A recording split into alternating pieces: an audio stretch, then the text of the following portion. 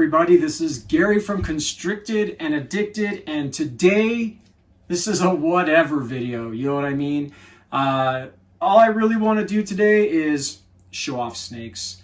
I posted a little clip on my Instagram earlier today. I had all of my snakes in a little 47-second clip, and I thought to myself, you know, maybe it'd be like a cool idea to kind of just show everybody the snakes that I have. These snakes all live here in my house with me.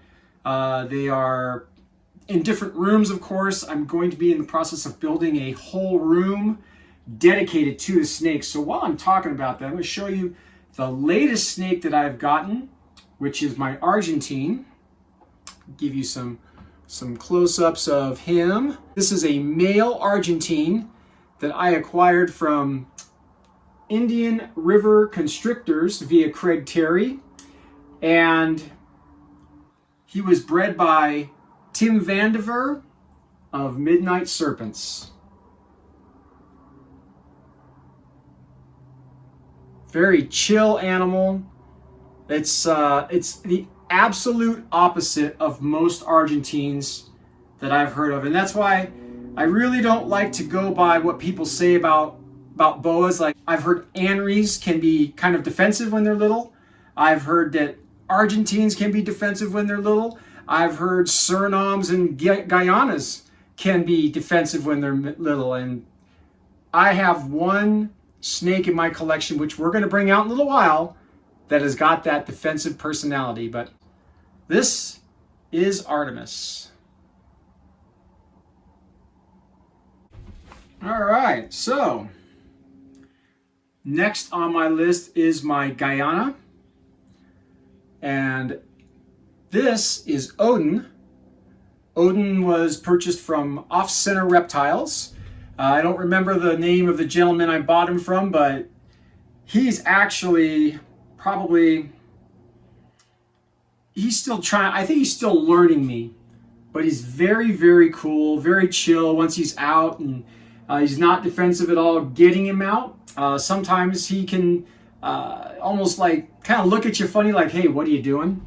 But what I want to do is just kind of give you some close-ups. It's got some really neat purples. That's what I really like about the Guyana is that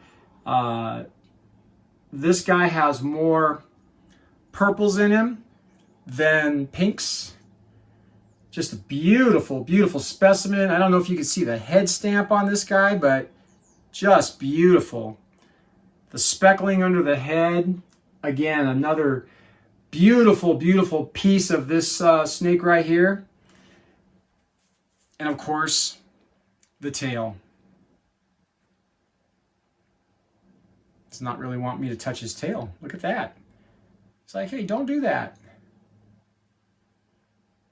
My Guyana, Odin. And Odin is starting to get some size to him as well. He gets fed, all my snakes, all these snakes that are this size, they get fed once every 2 weeks, and they don't get fed anything more than the largest size of their body. And just by that, this guy's probably, I don't want to say he's doubled in size, but he's gotten some size to him since I've had him. So this is Odin.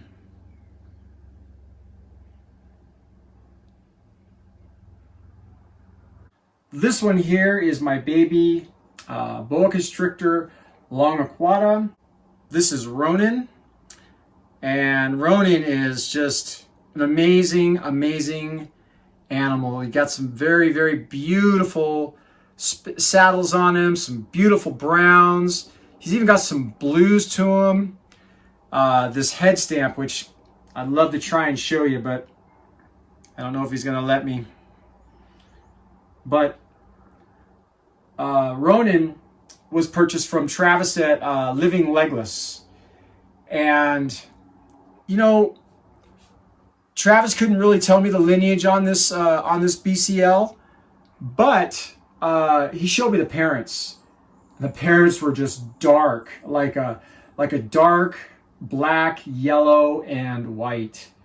And it made it very easy for me to go ahead and make the choice to get this BCL. And he's a great, great animal. We're still trying to learn each other. He's very chill, but he's very inquisitive. He likes to move around a lot. He doesn't like to stay still too much, especially once he's out and he's warmed up to you. He kind of likes to travel around from hand to hand and, you know, see how far he can go. But all in all, a very chill animal. I love this guy. I'll say this about every one of my snakes. He's probably one of my favorites. And this is my BCL, boa constrictor longiquata, Peruvian longtail, Ronan. So here's my Nicaraguan. She's just a pure Nicaraguan, no special morph to her. Just a bare bones Nicaraguan boa constrictor that, you know, I got this snake because people told me that Nicaraguans were kind of feisty and they had attitudes, and I wanted to learn how to tame down a snake. So I went to the Serpentarium and they had this girl there, and I thought to myself, okay. Then I held her and she exhibited absolutely no signs of defensiveness whatsoever. And I fell in love with her on the spot. She is one of those I had to have snakes, and I brought her home. And again, so I thought maybe after acclimating, maybe she would, you know, exhibit some defensiveness, and just not the case. She's been a sweetheart ever since. She's all my snakes are great eaters, but she's just a wonderful, wonderful addition. I've had her for about probably 7-8 months now. One thing I really like about her is, even though she's a Central American Nicaraguan, she's got a beautiful tail. And she was kind of light when I got her, and she just keeps getting darker and darker and darker with every shed. So I don't know if that's just her pattern or what, but she's definitely one of my favorites, and I love holding this girl because she thoroughly enjoys to be held. And also, she's one of my snakes that I can pet on the chin, and she just loves to have it happen. So this is Freya, my Nicaraguan. So many of you know the story of Max. Max is my male Dumeril's boa constrictor that I acquired from a friend of mine. And Max is just a sweetheart, and I'll bring him out in a little while. But I fell in love with the Dumeril's boa constrictor, and I wanted another one. So I don't know if anybody's looked on Morph Market lately, but Dumeril boas are expensive. They're like stupid expensive. The cheapest one I saw at the time was like $700. And I saw one, I swear, I think it was like $3,000. And it was out here where I live, out by Sacramento. I couldn't believe the price I saw on that boa. So it was kind of a weird thing. I posted in one of the Facebook groups when I was on social media. And I was saying how I wanted another Dumeril's, and somebody hit me up and sold me this Dumeril's here for $350. And I believe that was with shipping. And this girl has just been a pleasure to grow with. She's very grippy. She's just like Max. She is just like Max, but she's got some amazing colors to her skin. She's got a lot of pinks, orange. I really hope she keeps these colors too. But this is Bolona. She is my female Dumeril's boa. And she can probably get somewhere between 6 and 8 feet long at full grown, when she's full grown. So this is Bolona.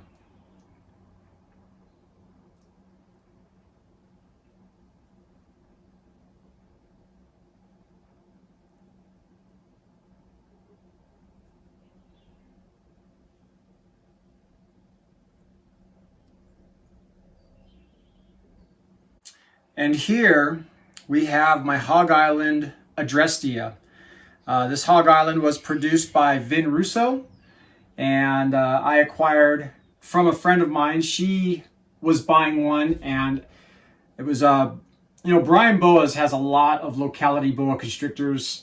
Really got into wanting a Hog Island boa from watching his videos, and the opportunity came up full, a purebred, not crossed Hog Island boa, and then it was also produced by Vin Russo. So this is I love this girl. She is just so inquisitive and curious. She loves to crawl around. She just loves to, you know, be out. And she's one of my snakes that, you know, when she's out, she kind of fights me to get back in when I want to put her away. I don't know if you guys can see the pinks in her body. She's starting to speckle also too. She was a little bit cleaner when she was younger, but now as she's shed and she's gotten older, she's gotten a lot of speckling going on in her body, which is really, really neat. And like I said, she is just a joy. I love her. I love the burnt orange in her tail. See if I can get it. It really starts to transition into a darker orange. And boy, her underside is a bright pink. She might be in shed. So anyways, this is Adrestia. And she's just, like I said, one of my favorite locality boa constrictors. And here we have my Tumolopus cloud forest boa. I was really interested in getting a Tarahumara, and I had heard about the Tarahumara and the Tumolopus cloud forest boa. And this one actually showed up on Morph Market in the recently added. There's a filter you can go to, and it was like the last place in the world. I wasn't even looking for her, but it was the last place in the world I ever thought that I would find a locality boa constrictor. So I inquired about her, and I got her from Jungle Bob.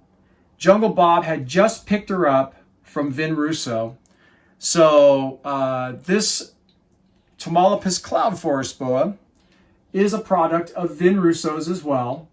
And, you know, the Tumolopus cloud forest boa is not the most dazzling looking boa. As a matter of fact, she's probably the boa that I have the most learning to do with. I hold her, and she just doesn't really like to be held, or doesn't show that she likes to be held like my other boa constrictors. She'll sit for a little bit, and then she likes to run. And she becomes very flighty, and I have to sit there with her and let her transition from hand to hand. And then she'll finally, you know, slow down, and she'll remain. But she does have some really neat silvers and some pinks and some blues to her. Really nice belly to her. She's a beautiful animal. And this is my Tumolopus cloud forest boa, Rosalia.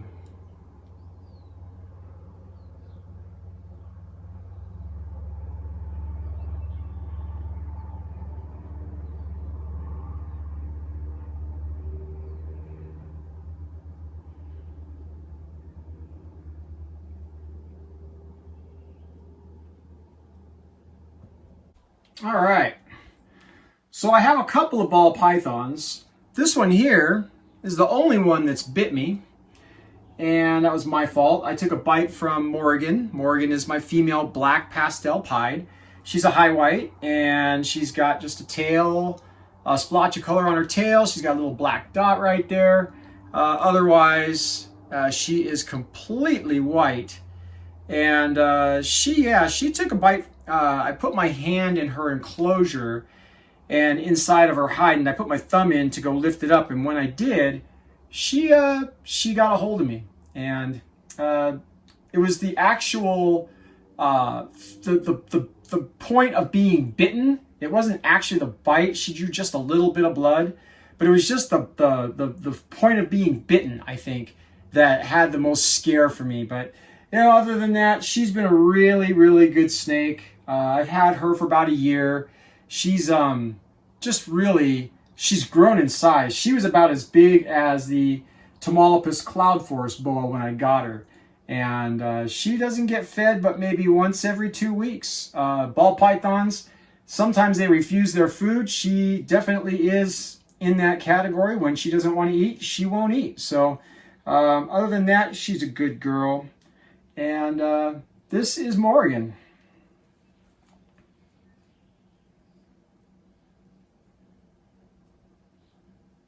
All right, this is my second ball python, Lily.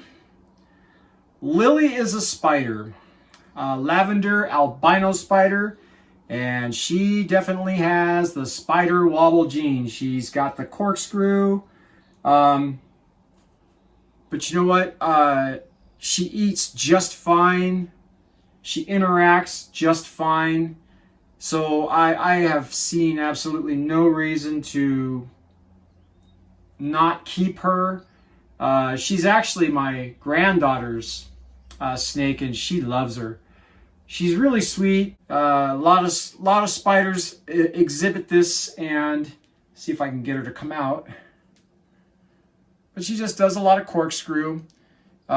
She's fine otherwise. Like I said, she's got a great appetite. She eats pretty much every time, but much like a ball python, she does refuse her food every once in a while, typically in the winter time. But as you can see, she's just fine. She just doesn't really exhibit the wobble until she starts to unwind herself, and then she does the corkscrewing. And we've had Lily for approximately 2 years, and like I said, she's just been a good animal. She's been a really sweetheart. And this is Lily.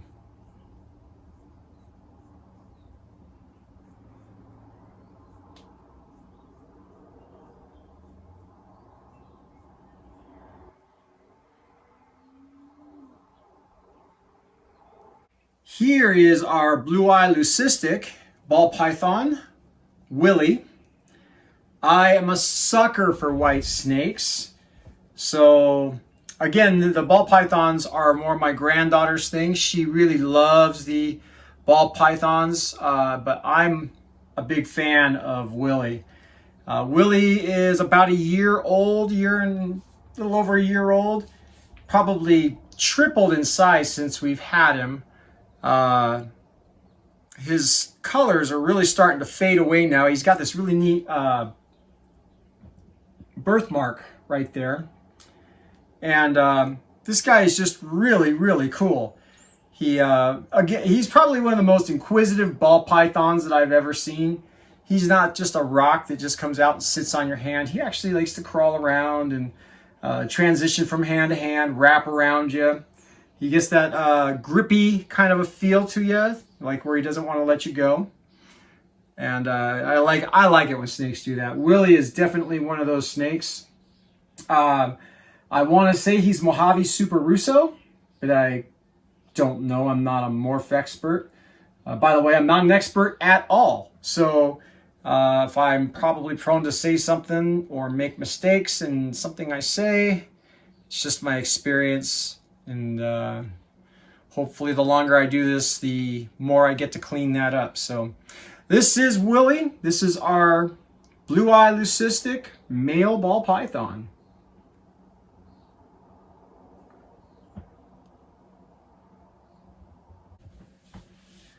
All right, if you've ever seen my video, how I got into snakes, you'll know that a reticulated python was my very first snake that I ever owned. And I've been real hesitant about acquiring another reticulated python just because of the fact that they get so big. So what did I do? Just recently, in the last year, I went down to the Serpentarium and I purchased a mainland lavender superfire reticulated python. And I started to think to myself, when I'm 70 years old and this snake is 15 feet long, 14 feet long, how am I going to even handle it? So I talked with a friend of mine. She had a super dwarf reticulated python, and she's more into the mainland pythons. So we made a trade, and I ended up with Samson, who is a 75% Calatoa super dwarf reticulated python. Now, Samson is very cautious, I would say. He's only looked at me once like he was going to bite me. And I think it was more out of a respect. You know, I've been told, and I firmly believe, reticulated pythons are the smartest snakes to own. And when I got him, he had a little bit of stuck shed on him, and I was trying to get it off. And I don't think maybe he hadn't been handled much. I'm not sure. But, you know, he definitely let me know, hey, that ain't working for me. Don't touch me there. So I just soaked him, and we got all the stuck shed off, and he's had beautiful, awesome sheds ever since. But he's definitely the animal that it's really all about learning trust, building trust with one another. He's definitely not the snake I just throw around my neck. He's more of a gripper, kind of a hold-on type of an animal. But I love him. He's great. He's got these 3 aliens on the side of his neck, and I'm going to try and get them to show up for you. If you can see right in there, I should have named him Satriani, scaling with the aliens, but I didn't. Let's see here if I can get the ones on this side to show up. There was one staring right at me, but he's a great animal. I love this guy. I do a lot of interacting with him. He's got some amazing, amazing colors and saddles, and truly, to me, just one of my most favorite snakes. But again, for him, for me, he's a learning experience.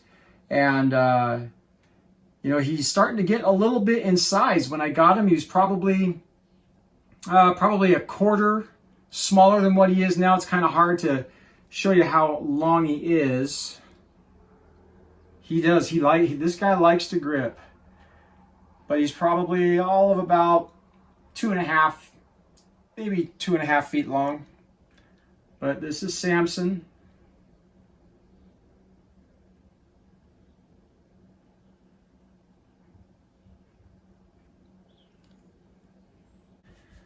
I keep saying this is going to be the time she's going to nail me, or she's going to take a swing at the camera. But this is Agana. Agana is my Vinrusso produced pure Nicaraguan blood hypo.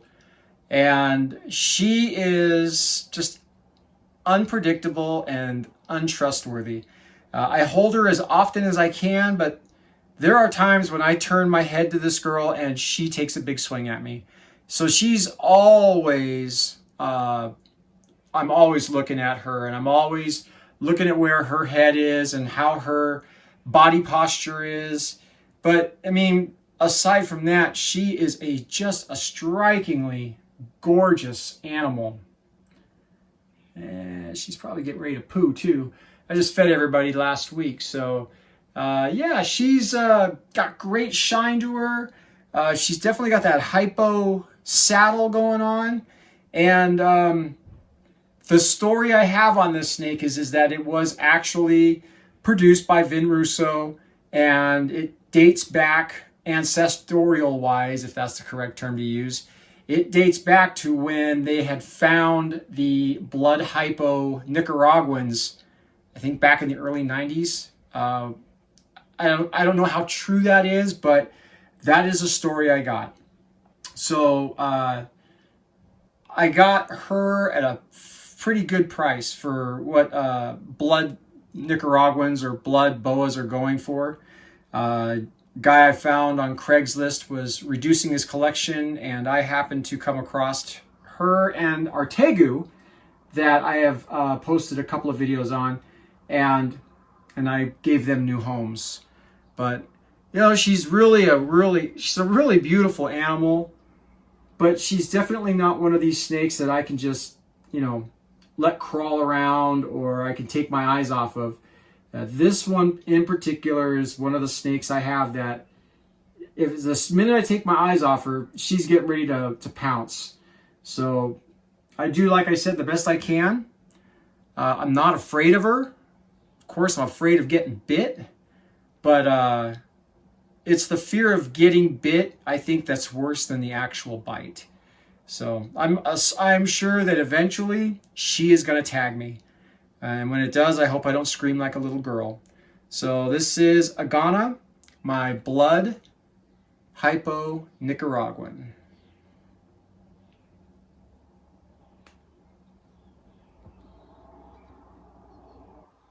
So this is King Darius. It's kind of a neat story how I ended up with King Darius. And Darius is my Surinam boa constrictor. And I'm going to show you some beautiful markings on this guy. I was looking for a high saddle Surinam boa. And I remember I was looking for a red tail. That's what I was looking for. And this is back when I was on social media. I had asked the question in one of the Facebook groups, what was the difference between a Guyana and a Surinam?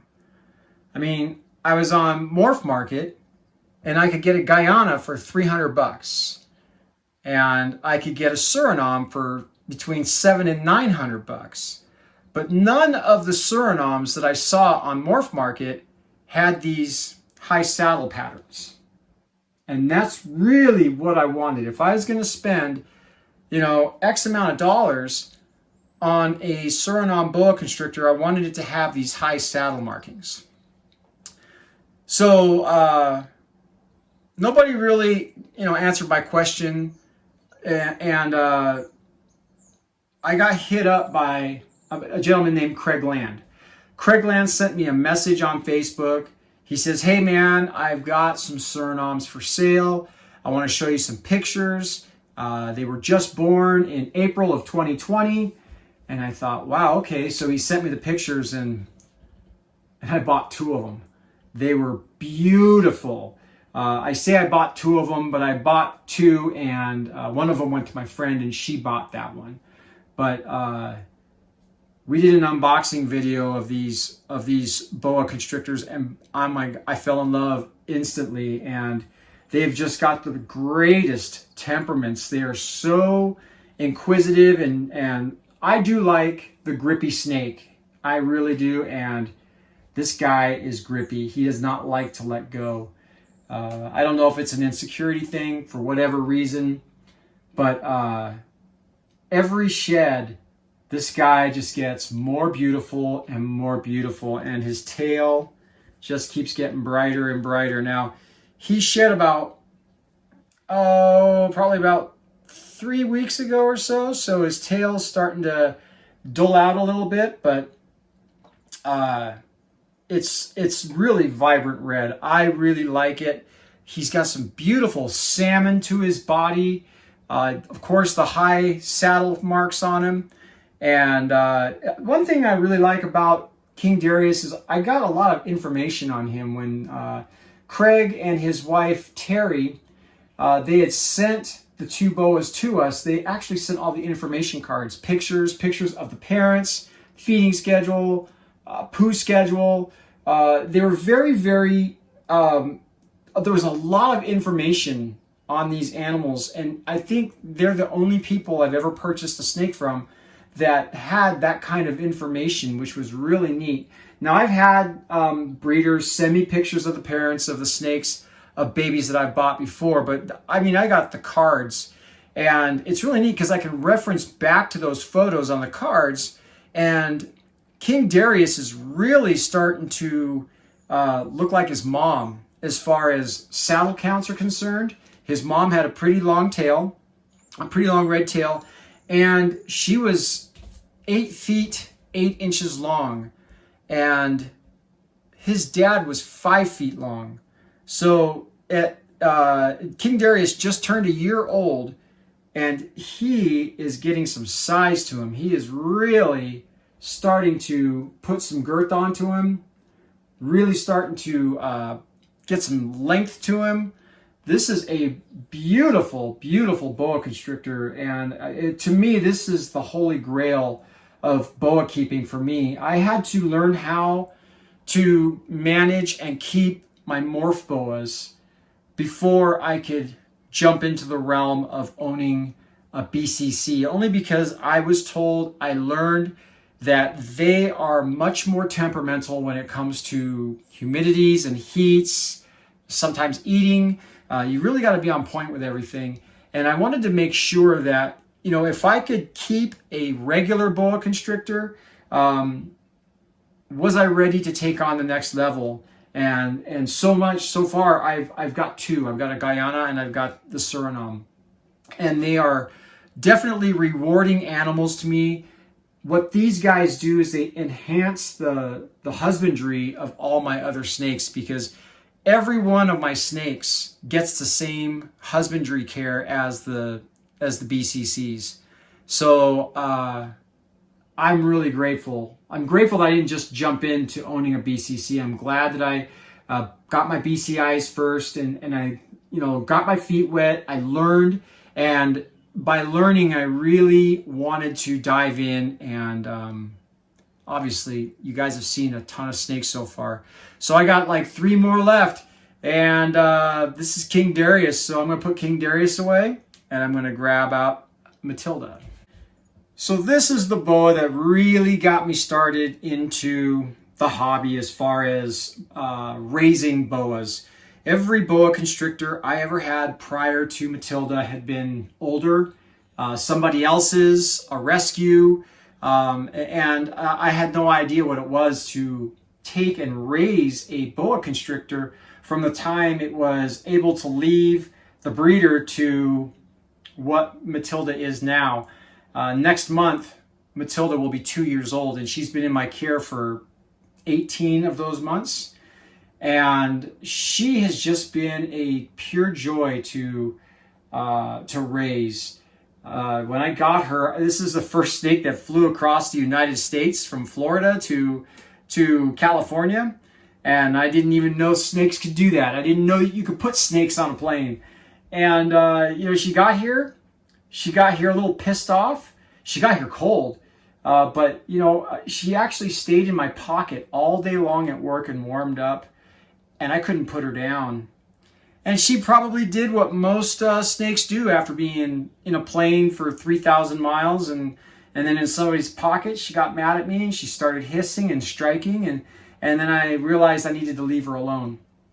It was the only time that this snake had ever shown any sort of defensiveness toward me.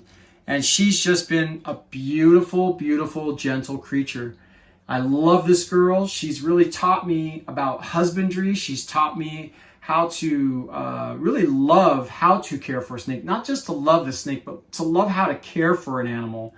You know, she was as big as my Tamalpais cloud forest boa when I got her.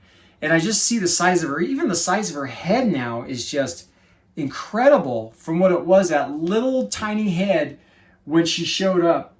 And she's a jungle hypo, and she's het for albino. So I have breeding plans with her. I didn't have any breeding plans a while back. And then all of a sudden I started to get a little more interested in the breeding process. So, you know, 3-4 years from now, I'm going to mate her up with my call albino. But this is Matilda. And she is my hypo jungle. She's actually super hypo jungle boa imperator. Just your common boa constrictor. And she's got some beautiful colors. Her pinks, and she's almost ready to shed. And she just ate. So if you see that, she's just got some really nice salmon colors to her. And her tail is really nice and orange. Just beautiful, beautiful animal. All right. Here is Max. And Max, Max is my big boy. Max is a very heavy-bodied snake and just puppy dog gentle. This guy right here is one of my favorites. I love taking Max out into public Max can draw a lot of attention because of his sheer size, but because he's so gentle, I have had people who are deathly afraid of snakes actually handle him, and albeit shaking in their boots, they handle him. And he's just the sweetest thing.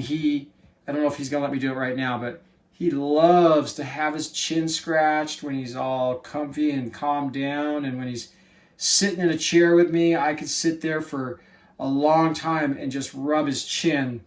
And his markings are just beautiful. I mean, even right now, he just shed not too long ago, so he's got a lot of white and pink and mocha. Just an incredibly beautiful, strong animal. And I went to go pull him out, and he just pooed in his cage, so I'm going to have to go in there and clean him up.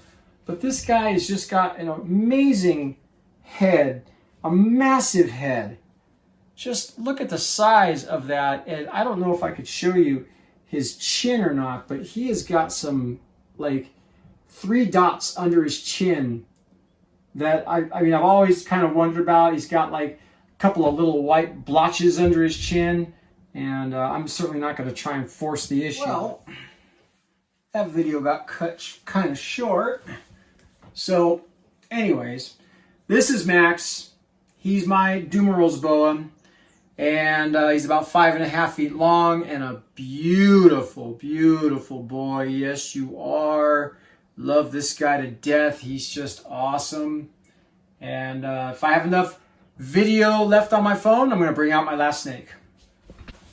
So in this day and age of technology with super smartphones and large capacity gigabyte drives to, store all our videos and photos in, obviously my phone ran out of storage during the filming of Max. So I had to delete some stuff and finish this video off real quick with Coconut. And Coconut is my call albino, and he is another one of my just puppy dog tame snakes that I can actually let kids hold. He does really well with them. Just a sweetheart. He's a bit grippy. And again, I don't mind that. I really like it when the snakes kind of grip onto you like that. It makes me feel like they're secure, that they feel comfortable. Some other people might not see it that way, like they don't feel comfortable, they don't feel secure. But I don't know.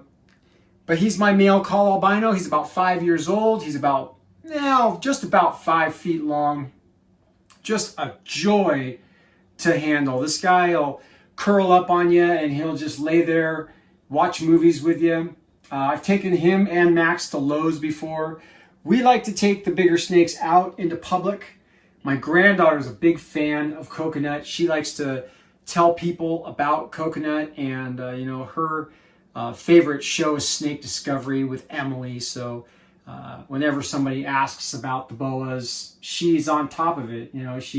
She gathers the information and she shares it with other people. I let her do her thing because, she's very, very intelligent and smart at what she does. So I think I'll end the video here. It's pretty long now. With Coconut, man, my call albino, just a beautiful, beautiful, beautiful boa constrictor. Say goodbye, Coconut.